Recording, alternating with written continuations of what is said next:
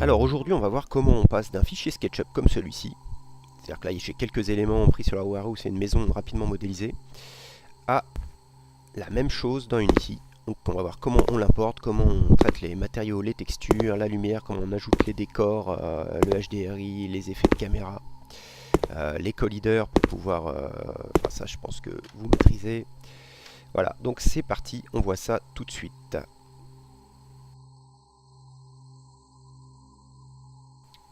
Tout d'abord, dans SketchUp, on doit s'assurer qu'il n'y ait pas de face inversée.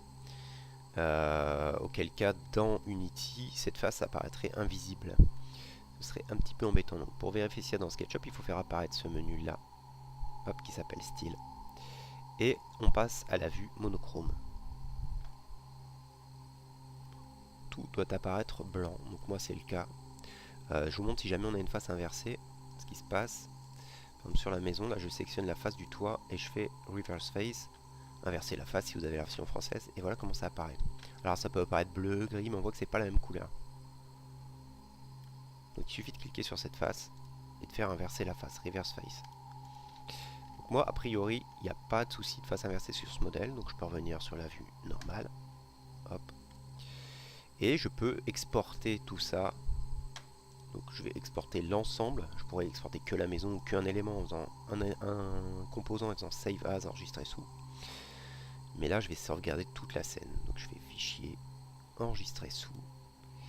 Voilà, moi ici, Cabin in the Wood, je l'ai appelé. Je la mets en version 2015, c'est une habitude parce que c'est en général ce qui passe le mieux de logiciel à l'autre. Si vous voulez importer par exemple du SketchUp dans 3ds Max, ça ne marchera pas si vous le mettez dans une autre version que 2015 ou la version 8, mais ça commence à dater. La version 2015 marche très bien. Donc je l'ai déjà fait. Une fois qu'on est là, on se retrouve donc dans Unity. Voilà, donc dans Unity, j'ai préparé une nouvelle scène vierge pour repartir de zéro. Donc je vais donc importer tout de suite le modèle SketchUp. Il est là, hop, Cabin in the Wood. Je glisse dans le dossier Asset que je vais essayer de ranger un petit peu. Voilà. Donc pour le ranger, je vais créer un dossier que je vais appeler 3D, donc je mettrai les modèles 3D dedans. A priori, il n'y aura que ça. Et je glisse tout de suite notre création SketchUp là pour voir qu'il y a un souci, c'est-à-dire que les textures sont pas venues avec ou pas tout à fait. Là, il n'y a que du diffus qui est venu, de la couleur. Sinon, c'est blanc. C'est-à-dire que le modèle SketchUp, quand il arrive, il faut absolument cliquer dessus, aller dans Inspecteur. Et il y a deux choses à faire. Déjà, cliquer sur Generate Light Map UVs pour pouvoir calculer les lumières ensuite. Et dans Matériel, extraire les textures. Donc là, il me demande où je veux les mettre. Dans 3D, je vais créer un autre dossier qui s'appelle texture. Je vais les mettre dedans, je sélectionne le dossier, il me les décompresse. C'est déjà beaucoup mieux, mais si j'extrais pas ensuite les matériaux, voilà ce qui se passe, c'est-à-dire que j'ai les textures, je clique sur la toiture par exemple, la toiture est là, roofing, hop, je déplie, et je peux rien éditer du tout. Tout est grisé, je peux rien faire. Donc là, il faut extraire les matériaux. Donc je retourne dans mon dossier 3D, sur le modèle, et je fais extraire les matériaux cette fois. Et donc là, je vais me faire un autre dossier Materials, je le sélectionne, et tout se décompresse à l'intérieur. Voilà, si je resélectionne le toit et que maintenant je vais voilà, sur le matériau en question, je peux modifier les choses. On voit que là, si je veux modifier la couleur, je veux le passer, je sais pas, alors qu'est-ce qu'il veut, voilà, en rouge, ça fonctionne. Okay. Donc maintenant, on va commencer à éditer les textures et les matériaux.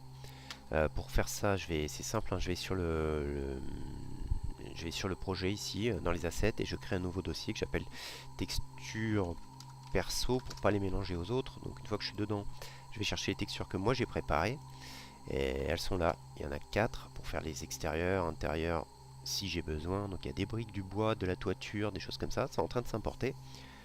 Une fois que ça va être là, je vais éditer tout de suite le toit. Voilà, les textures sont arrivées. Donc je vais sur le toit. Et puis ici j'ai toit en bois, donc hop, je vois que je peux remplacer le diffus ici. Je peux passer du normal map pour donner un petit peu de relief. Donc si on regarde un peu ce qui se passe, le normal map,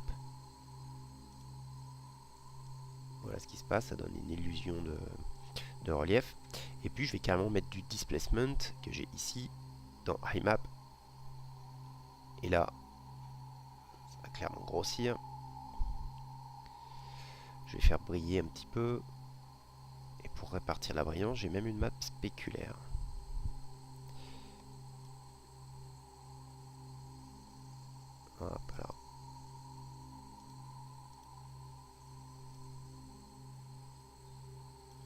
je sais pas si c'est bien, on verra un petit peu plus tard au rendu. Donc les murs, j'ai une texture de bardage de bois qui est là, donc je fais la même chose. Et je fais la même chose avec tous.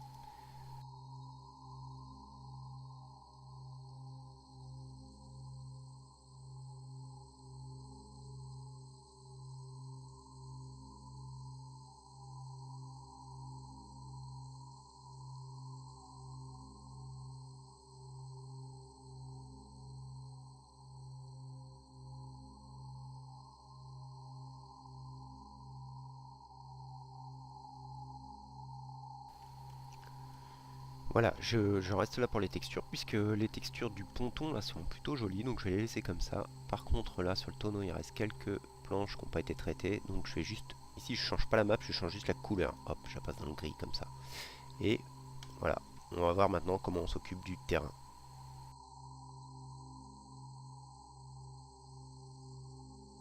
Pour créer le terrain c'est très simple, on va dans Game Object, 3D Object, terrain. Donc là le terrain est apparu. On voit qu'il n'est pas du tout bien placé, donc je vais le décaler.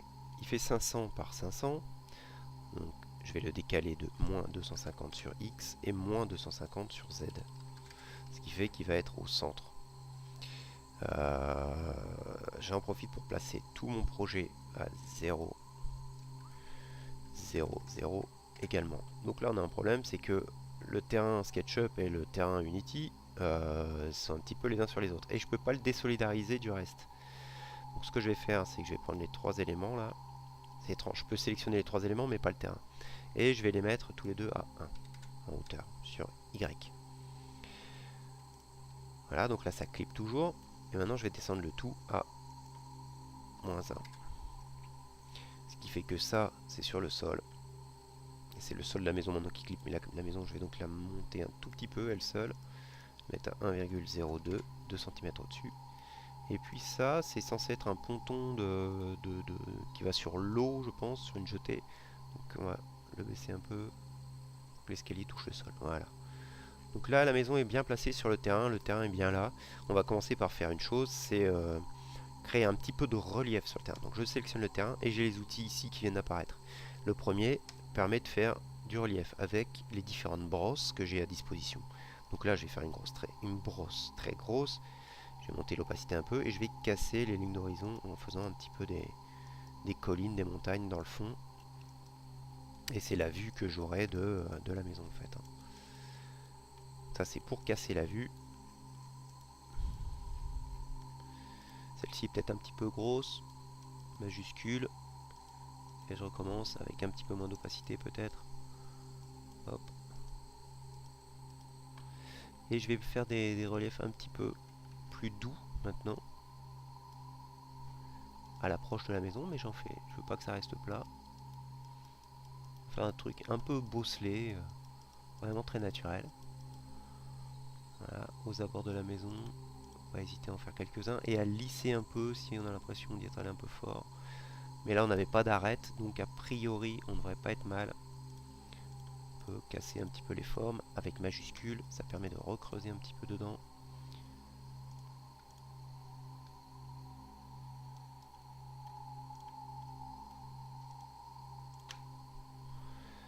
Hop, je lisse. Et pour se rendre compte un peu mieux de tout ce qu'on a fait, on va ajouter de la texture. Donc je vais sur le pinceau, éditer texture, ajouter texture. Comme j'ai chargé dans les standards assets ici, j'ai chargé les standards assets, j'ai chargé caractère et environnement. Caractère, ce sera pour mettre notre contrôleur sur le terrain. Et environnement, je vais y trouver pas mal de trucs, les arbres, les textures d'herbe, etc. Mais rien ne vous empêche d'aller en chercher vous-même. Donc celle-ci me paraît pas mal. Je vais l'importer en baissant sa répétition, là, son tiling à 5. Par défaut, elle se met partout. Et je vais ajouter une autre texture, au moins une. Celle-ci. Qui est donc un petit peu, il reste un peu d'herbe, mais c'est surtout de la terre. Donc ça fait plutôt forêt. Et ça, je peux en mettre sur le haut des... Hop, je sélectionne. Et puis je peux en mettre sur le haut. Dès que ça monte un peu, mettre un peu de terre. C'est moins vert. Ça paraît un peu plus naturel. Hop, un petit peu de peinture, vite fait. Hein. Et c'est ce genre de détail qui va apporter un peu de crédibilité au résultat final. Donc je peins. descendre l'opacité, monter la brosse pour créer des dégradés. Alors, un petit poil plus ici. Voilà. Voilà, que ce soit moins flagrant. Et je brosse un petit peu partout. Voilà, maintenant aux abords de la maison, ce que je peux faire, c'est créer des espèces de chemins, de sentiers qui seraient empruntés un petit peu plus souvent que les autres. Et donc, voilà, je sors de la maison ici, et puis je dessine des chemins. Alors, c'est bien de le faire en vue de dessus, comme ça on voit bien ce qu'on fait. Avec une palette graphique, je sais pas si ça fonctionne, mais ça serait intéressant, plutôt qu'à la souris. Voilà, quelques petits chemins qui vont ici et là, et un qui part dans les bois. Et dans les bois, justement, on ajoute des arbres. J'ai envie de faire une scène de montagne, donc je vais chercher le conifère. J'ajoute. Là, j'ai ma brosse qui est énorme, et surtout, il faut régler la taille, c'est-à-dire que les sapins ils vont apparaître avec une certaine échelle. Donc j'en fais près de la maison et je regarde. Voilà. Typiquement, c'est un peu gros. Donc, CTRL Z et l'échelle c'est ici. Je baisse et je réessaye. Voilà, là c'est pas mal en termes d'échelle par rapport à la maison. Donc je peux commencer là, dans les vallées à créer des forêts. Il y en a qu'on verra peut-être pas. Et là c'est pareil, je peux venir baisser la taille de la brosse et puis essayer de déplacer vraiment au plus près où je veux et pas ailleurs. On va faire un sur le haut de la bosse là, hop. Je vais ajouter un autre type d'arbre. J'ai vu qu'il y avait ça. Je sais pas comment ça se traduit. Je vais dessus. C'est pareil, son échelle, il faut faire un test à côté de la maison pour voir ce que ça donne. Bon, ça va, c'est plutôt crédible. Je vais juste l'éloigner un peu. On va faire un petit pâté ici. Et vous voyez que ça crée automatiquement des variations de couleur de feuillage, hein, tout comme pour les sapins. Et des variations de taille. C'est vraiment bien fait.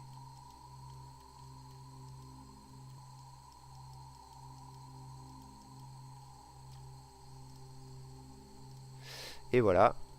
Maintenant, j'ajoute un caractère contrôleur. Ah et non, je peux mettre de l'herbe avant. Donc je vais sur le dernier onglet ici. Et je fais Edit Détail. Ajouter texture d'herbe. Et je viens chercher une texture 2D. Qui sont fournies avec les standards assets dans Environnement. Donc je viens choisir celle-ci par exemple. Qui est une herbe un peu sauvage, j'ai l'impression. Je règle sa taille en largeur minimum 0,2, 0,5 en largeur... j'ai essayé tout à l'heure, donc j'ai vu un petit peu les valeurs qui pouvaient correspondre au projet. Et là, je règle la différence de couleur dans le même brin. C'est-à-dire que ça va passer d'une couleur à une autre. J'essaie de trouver sur l'herbe là, avec le pinceau, je vais essayer d'attraper les couleurs qui sont déjà sur la scène. Si c'est pas assez flagrant la différence, je vais l'aider un petit peu. On va essayer comme ça. Il sera toujours temps de revenir en arrière. Donc je vais sur l'herbe, j'augmente la taille de la brosse, on voit que tout fonctionne un peu pareil. Et puis, alors là c'est pas assez fourni, par contre en taille ça irait, c'est juste qu'il n'y en a pas assez. Là je voudrais qu'il y en ait beaucoup, donc c'est Target Strength. Voilà. Hop, on va un petit peu. Alors en dessous les arbres, et pas forcément y en avoir, mais il faut s'approcher parce que des fois si on peint de trop loin on voit pas l'herbe. Et en fait on l'a bien peinte. Hein. Voilà, donc j'en mets pas trop loin parce qu'on va pas s'éloigner trop de la maison, j'en mets un peu. Et ce qu'on aurait pu faire aussi dans la texture, j'y pense, c'est peindre des textures un peu plus foncées au pied des arbres comme ça. C'est bien, c'est quand on peint et qu'on a mis de l'herbe, l'herbe disparaît. Les arbres aussi, c'est pas toujours pratique, mais voilà, au pied des arbres. Voilà, ça apportera un petit peu de réalisme parce qu'au pied des arbres, ça reste pas vert comme ça. Voilà, je retourne sur herbe. Et puis je vais descendre l'opacité pour en mettre moins, descendre le... Et puis sur les passages un petit peu moins empruntés, je rajoute de l'herbe, mais j'en rajoute un petit peu moins. Parce que ça a été un petit peu tassé avec le passage. Donc voilà, on va en rester là pour le décor, pour l'instant. Et je vais mettre le caractère contrôleur dessus. Pour ajouter le caractère contrôleur, c'est très simple. Je vais ici dans mes assets chercher caractère, first person controller, préfab, et j'ai le choix entre les deux, le FPS controller. Il y aura des bruits de pas, il y aura une espèce de mouvement de la tête qui est incorporé. Donc je vais mettre celui-là, je le mets ici. Et on peut régler certains trucs, c'est-à-dire sa taille, 1m80, son épaisseur du collideur. Si vous voulez le faire rentrer dans une maison, il vaut mieux parfois le réduire un petit peu. Sa rapidité, donc là par exemple il marche à 5, je vais faire marcher à 2 et courir à 4. Si ça va trop vite, le mouse look c'est pareil, je vais passer à 1 pour que ça aille doucement. Et tout ça en smooth. Alors ça va faire une espèce d'effet de stabilisation de caméra. Je mets lecture. Voilà, donc il y a un peu de latence entre mes mouvements de souris et ce qui se passe à l'écran. Et voilà, là on a la maison dans les bois. Pour l'instant on en est là, c'est-à-dire le décor il est fait, mais il reste à mettre tous les effets et tout ce qui peut embellir la scène en termes de lumière. Donc allons-y, on va commencer par mettre un skybox, c'est-à-dire personnaliser le skybox là qui est celui par défaut de Unity. Donc je vais créer un dossier que je vais appeler HDRI ou skybox. Et je vais voir ce que j'ai. Ça doit être ici. Texture. Non, c'est pas là. Alors je cherche dans HDRI. Tiens, il est vide. Voilà, j'ai sélectionné celui-là qui est d'une belle résolution, qui est très beau, très grand. Bon, je vous cache pas que c'est pas optimisé au maximum pour Unity, mais j'ai envie d'utiliser celui-là. Donc je glisse dans le projet.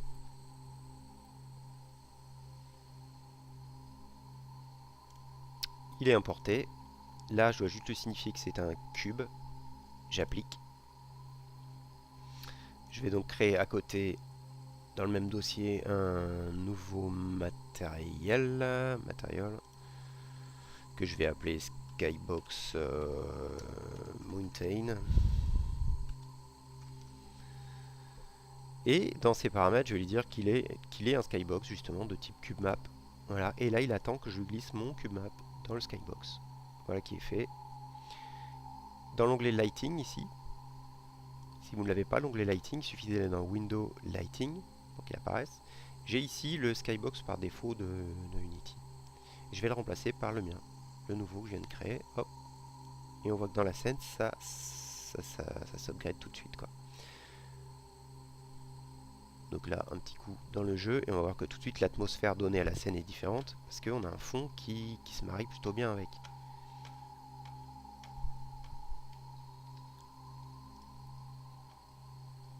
Maintenant, on va calculer les lumières en indirect. On va passer toutes les lumières en indirect et faire un baking du light map pour pouvoir avoir des textures qui sont précalculées, en fait des textures de lumière précalculées. Donc pour ça, on doit sélectionner d'abord tous les éléments qu'on a sur la scène, à part donc, alors la main caméra, j'en ai plus besoin d'ailleurs, le FPS controller non plus, mais tout le reste, je les passe en statique. Non, ici. Ce qui fait qu'ils vont être pris en compte dans le calcul des light maps. Là, on voit que j'ai un light map ici qui se fait automatiquement, donc j'arrête. Je vais régler l'inclinaison de la lumière directionnelle. Voilà, je la fais un petit peu tourner. Je voudrais que ce soit cette face-là qui soit éclairée. Voilà. Ici, on va la passer en bake une fois qu'on aura réglé quelques petites choses.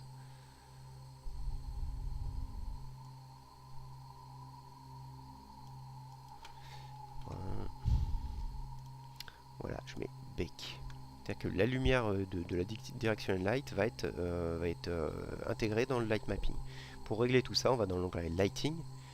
Et dans lighting, on lui dit qu'on veut plus du real time et baked. La définition, je vais laisser 128 pour que ça calcule plus vite. Le nombre de rebonds, on va mettre 2, ça va mettre un petit peu de temps. Real time lighting, je l'enlève. Baking global illumination, vous voyez. Là, on passe en progressive, qui va être plus précis. Les rebonds 2, light mapping résolution, blur occlusion, j'en ai pas forcément besoin. Compresser light map, on va le faire.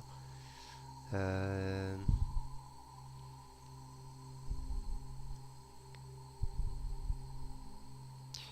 regarde que j'ai rien oublié dans le paramétrage. Et puis sinon, si c'est bon, on sauvegarde la scène. Save. Et on lance le calcul des lumières. Ça va durer un petit moment. Donc on se retrouve juste après. Donc voilà, le calcul est terminé. Ça a duré un petit moment. On va regarder tout de suite ce que ça donne en vue première personne.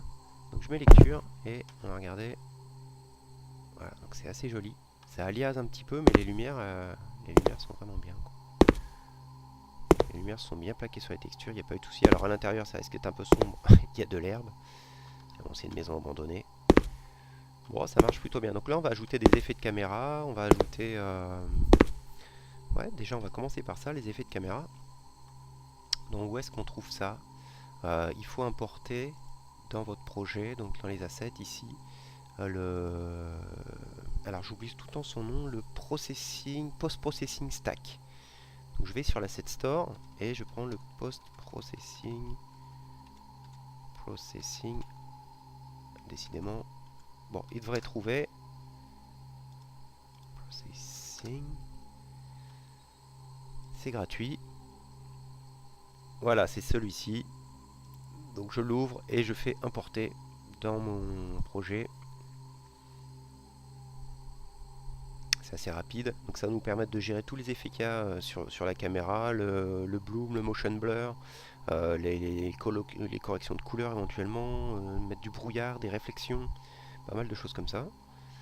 Ils sont très très utiles une fois qu'on a une scène sympa et qu'on veut quand même l'embellir. On va placer tout ça sur la caméra qui est sur le first person caractère. Voilà. Donc on voit que ça m'a importé quelque chose qui s'appelle post-processing ici. Et dedans, je peux retrouver ici des scripts que je vais aller mettre directement sur la caméra. Donc le premier là qui s'appelle post-processing behavior, donc comportement. Je glisse sur la caméra, enfin à l'endroit où il y a la caméra. Et on voit que ça fait apparaître le script ici qui attend que je lui glisse mon profil. Et le profil, donc je vais aller le créer dans... Je vais le créer dans 3D par exemple, on le retrouvera. Donc je fais un clic droit, créer. Et créer post-processing profil. Voilà, je peux l'appeler Mountain, comme ça je saurai que c'est ce projet. Je retourne là, je le glisse ici. Et à partir de là, tout ce que je vais modifier ici va s'appliquer ici. Alors on peut commencer par régler l'anti-aliasing, donc je le sélectionne. Et puis performance, qualité, donc ça c'est quand je vais bouger.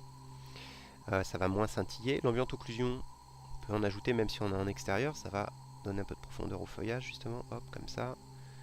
Il est toujours temps de revenir sur tous les réglages. Les réflexions, j'en ai pas forcément. De la profondeur de champ, ça peut être intéressant. C'est difficile de la régler sans faire des lectures et voir comment ça se passe. C'est ce qui va rajouter du flou au loin.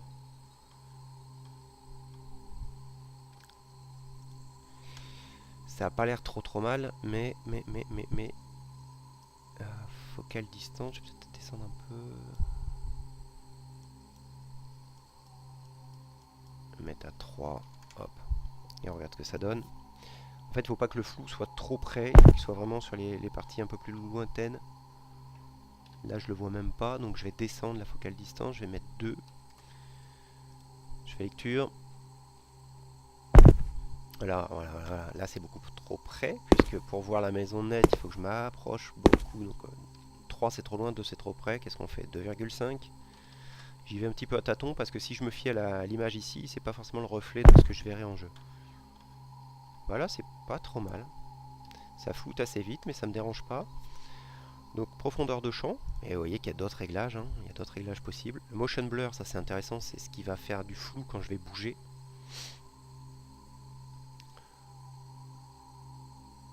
Alors, quelle valeur faut-il Je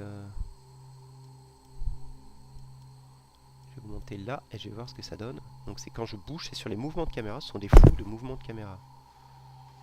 Donc là je suis pas certain qu'il y en ait.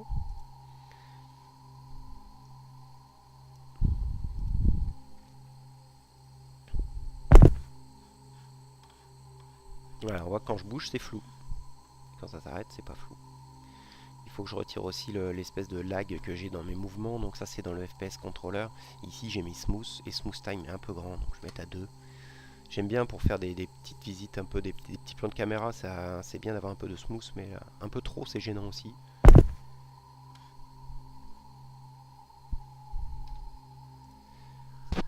Voilà, donc on va se mettre ici, on va se concentrer sur cette fenêtre là. C'est la vue de notre contrôleur. Je vais peut-être le tourner du coup, pour qu'on voit bien la maison. Voilà. Et qu'est-ce qu'on va lui ajouter comme effet visuel? Donc le motion blur c'est bon. Eye adaptation, c'est la faculté à passer du noir au blanc en faisant un ajustement de la lumière. Donc, je vais l'activer et on verra comment on en règle plus tard. Le bloom, ça c'est intéressant. Ça fait, vous allez comprendre très vite. Bloom, si j'augmente,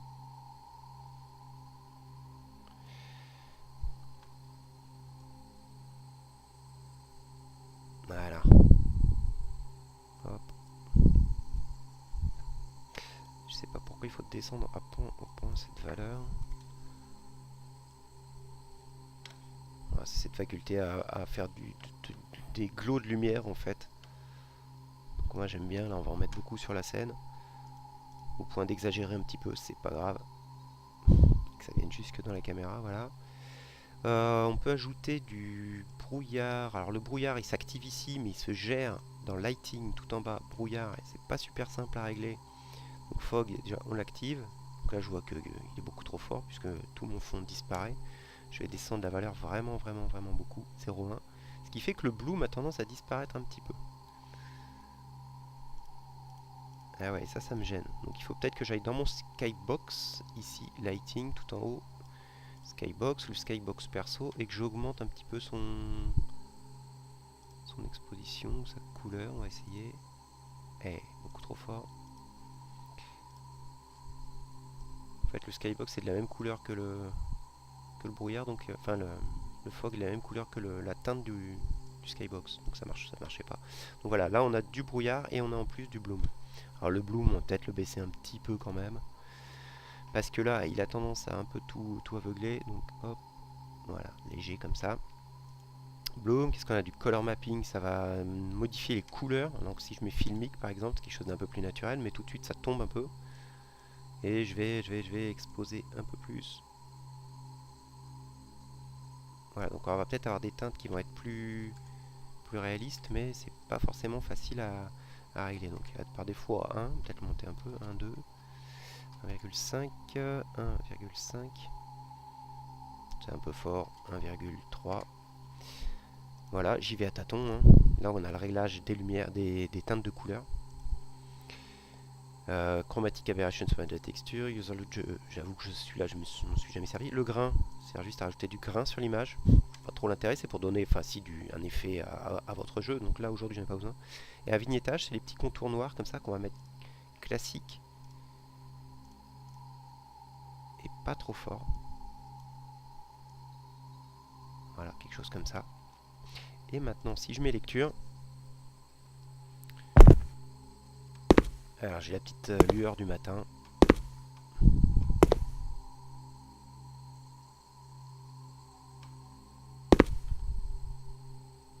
C'était plutôt joli quoi. Alors ça fait vraiment faux avec le bloom qui est très fort. Je vais le baisser un petit peu, mais j'aime bien le côté faux, ça ne me dérange pas vraiment. Voilà, on va le laisser comme ça. On peut ajouter du vent.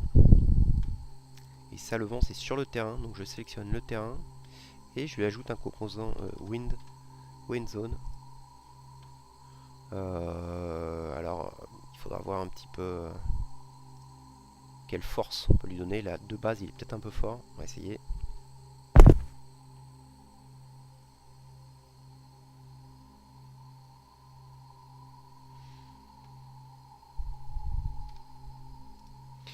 Toute ma scène un petit peu sombre, donc je pense que c'est à cause de la colorimétrie.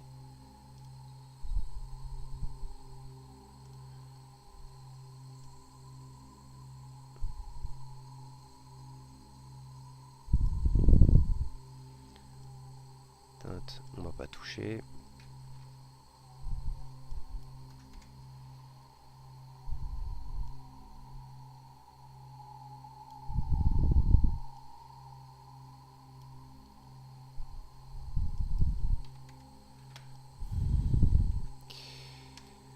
Et je fais lecture et je devrais pas être loin de mon résultat final.